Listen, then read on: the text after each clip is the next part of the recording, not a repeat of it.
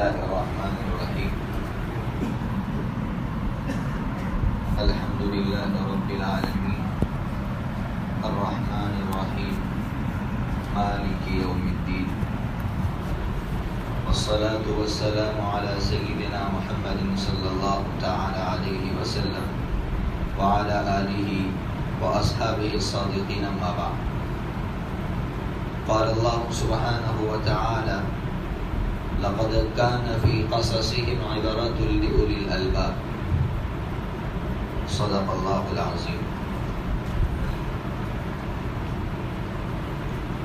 گزشتہ کل کے سبق میں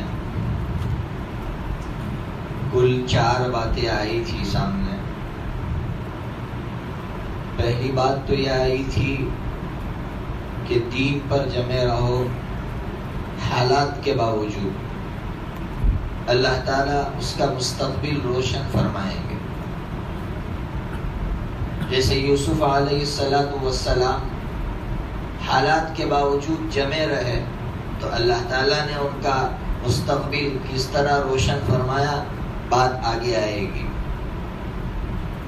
دوسری بات یہ آئی تھی کہ باپ خوبی کی بنیاد پر کسی کو نوازے تو بیٹے کو دوسری اولاد کو اعتراض کا کوئی حق نہیں ہے، لیکن شرط ہے خوبی کی بنیاد پر. میں نے کل بات تفصیلاً کہی تھی کہ باپ بغیر کسی بنیاد کے، بغیر کسی سبب کے کسی لڑکے کو نوازتا ہے. مثال کے طور پر بیوی کے کہنے کی بنیاد پر بیوی کہہ رہی ہے میرا لڑکا ہے اور دوسری اولادیں میرے پیٹ سے نہیں ہیں، اس لیے تم اس کو دو، تو یہ ظلم ہے. اسلام اس کی اجازت نہیں دیتا. ترمذی شریف میں نعمان ابن بشیر رضی اللہ تعالیٰ عنہ کی روایت جو ہے، جس کو عام طور پر ہم لوگ اسی تناظر میں پیش کرتے ہیں کہ حضرت بشیر رضی اللہ تعالیٰ عنہ نے حضرت نعمان رضی اللہ عنہ کو کوئی چیز بخشش کرنا چاہیے. حضور پاک صلی اللہ تعالیٰ علیہ وسلم کو گواہ بنانا چاہا کہ آپ گواہ رہیے اس پر، تو حضور نے تاڑ لیا. حضور تو ظاہر بات ہے دراندیش تھے. حضور سمجھ گئے کہ چونکہ اس کے پیچھے ان کی عورت کی کرم فرمائی ہے، اس لیے حضور نے فوراً پوچھا کیا تم نے اپنی تمام اولاد کو دیا ہے؟ کہا نہیں اللہ کے رسول. تو کہا میں اس پر گواہ نہیں بن سکتا ہوں. دیکھیے بات سمجھ میں آ رہی ہے اس حدیث سے کہ کوئی سبب نہیں، کوئی خوبی نہیں، یوں ہی کسی اولاد کو بیوی کے کہنے کی بنیاد پر وہ نواز رہا ہے تو یہ صحیح نہیں ہے، یہ ظلم ہے. تیسری بات جو آئی تھی کہ اگر اللہ تعالیٰ نے آپ کو کوئی نعمت دی ہے تو اس نعمت کا اظہار آپ ہر کسی کے سامنے مت کیجئے، بلکہ کسی کے سامنے اس کا اظہار مت کیجئے. اور چوتھی بات یہ آئی تھی خواب کی حیثیت کیا ہے، تو پوری بات تفصیلاً بتلائی تھی کہ اگر اچھا خواب آتا ہے تو آپ اللہ کا شکریہ ادا کیجئے، اور برا خواب دیکھتے ہیں تو آپ صلاۃ التوبہ پڑھ کر اللہ سے معافی مانگیے. اس کے ضمن میں ایک بات یہ بھی آئی تھی کہ اپنے والد کو اور بڑوں کو اچھے القاب سے پکارو. جیسے مثال سے سمجھایا تھا کہ حضرت یوسف علیہ نبینا وعلیہ السلام اپنے والد سے کہہ رہے یا ابتی، اے میرے پیارے والد، اے میرے ابو جان. یہ کل کے سبق کا خلاصہ تھا.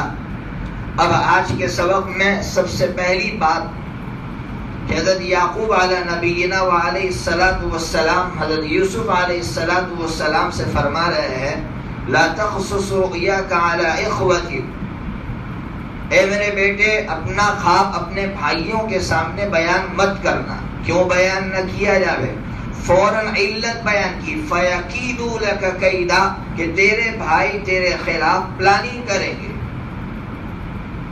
یہاں ایک بات یہ سمجھیے کہ جو روکا جا رہا ہے اس روکنے سے فائدہ دونوں کا ہے، جانبین کا ہے. کیا مطلب جانبین کا ہے؟ خود یوسف علیہ السلام کا فائدہ یہ ہے کہ یوسف علیہ السلام اگر بیان کریں گے تو نقصان ہوگا، نہیں بیان کریں گے تو بھائی ان کے خلاف تدبیر نہیں کریں گے. اور دوسری طرف بھائیوں کا فائدہ یہ ہے کہ بھائی ظاہر بات ہے جب یہ نعمت بیان نہیں کی جائے گی تو ان کے خلاف کوئی پلاننگ نہیں کریں گے تو بھائی غلط کام سے بچ جائیں گے. بدگمانیوں سے بچ جائیں گے تو بھائیوں کا بھی فائدہ، یوسف علیہ السلام کا بھی فائدہ۔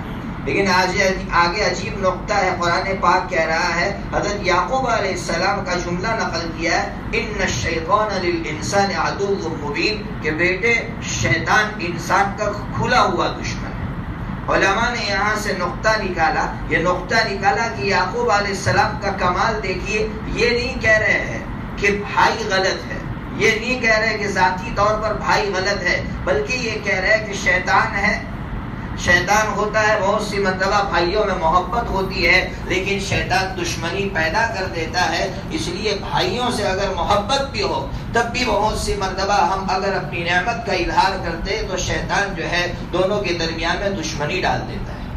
اس کو آپ ہمارے زمانے کے ماحول کے ساتھ سمجھیے کہ ہم آپس میں معاملہ کرتے ہیں، بھائی آپس میں معاملہ کرتے ہیں، زمین ہے، بٹوارا ہوتا ہے تو ہم لوگ کیا کہتے ہیں، بھائی تو ہے آپس میں، بس بٹوارا ہو گیا، لکھنے کی کوئی ضرورت نہیں ہے، یا اس طرح کی ہم کوئی کارروائی نہیں کرتے، معاملے کو پختہ نہیں کرتے ہیں اور یہ سمجھ بیٹھتے ہیں کہ ہمارا دوست ہے، ہمارا بھائی ہے۔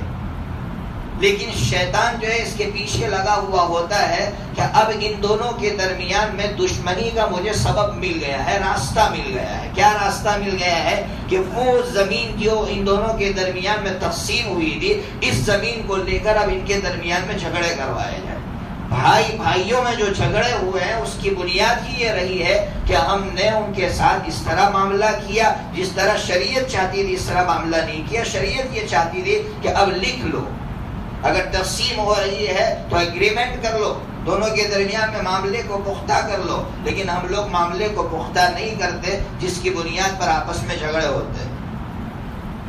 میں یہاں ایک بات رک کر اور ایک بات سمجھاؤں، باپ اپنے بیٹوں میں سے کسی بیٹے کو، مثال کے طور پر بڑے بھائی نے کاروبار سنبھالا ہے، عام طور پر ایسا ہوتا ہے ہمارے گھروں میں، پچھلے سال بھی میں نے یہ بات سمجھائی تھی، بڑے بھائی نے کاروبار کھڑا کیا، تقسیم کا وقت آتا ہے تو باپ سب کو برابر سرابر دیتا ہے، حالانکہ جس بھائی نے محنت کی تھی اس بھائی کو اس کا صلہ ملنا چاہیے تھا، لیکن یہاں ہم لوگ یہ سمجھتے ہیں کہ سب بھائی تھے آپس میں، کوئی حرج نہیں ہے، معاملہ آگے جا کر بگڑتا ہے، جب اولاد کی اولاد ہوتی ہے تو پھر عورتوں کی طرف سے طعنے مارے جاتے ہیں کہ تم نے کیا کیا تھا، تم تو ہاتھ دھرے بیٹھے ہوئے تھے، ہمارے شوہر نے محنت کی تھی اور یہ پورا کاروبار کھڑا کیا تھا۔ اس لیے باپ کے لیے عقل مندی کی بات یہ ہے کہ باپ اگر یہ دیکھ رہا ہے کہ میرا یہ بیٹا محنت کر رہا ہے اور اس نے کاروبار کھڑا کیا ہے تو اس کو اپنی حیاتی میں اس کا صلہ دے دے تاکہ آگے جا کر اسے بولنے کا موقع نہ ملے کہ میں نے محنت کی تھی۔ یہ ان الشیطان للانسان عدو مبین۔